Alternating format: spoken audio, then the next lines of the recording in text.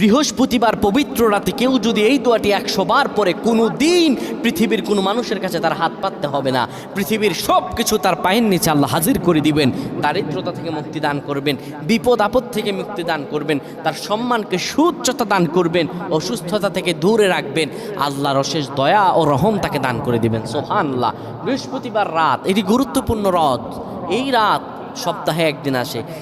আরবিতে রাত আগে আসে, দিন পরে আসে। সুতরাং বৃহস্পতিবারের যে দিন গিয়ে রাত, এটি বৃহস্পতিবার রাত নয়, এটি শুক্রবারের রাত, এটি জুমাবারের রাত, এটি দোয়া কবুলের রাত, আল্লাহর কাছাকাছি হওয়ার রাত। সুবহানাল্লাহ। এই বৃহস্পতিবার রাত আল্লাহ তাআলা বান্দার দোয়া কবুল করেন। কেউ যদি বৃহস্পতিবার রাতে ঈশা নামাজের পরে পবিত্র হয়ে ইয়া হাইয়ু ইয়া হাইয়ু ইয়া হাইয়ু ইয়া রফিয়ু ইয়া রফিয়ু ইয়া রফিয়ু এই দোয়াগুলো পড়তে পারে 100 বার, আল্লাহ রাব্বুল আলামিন তার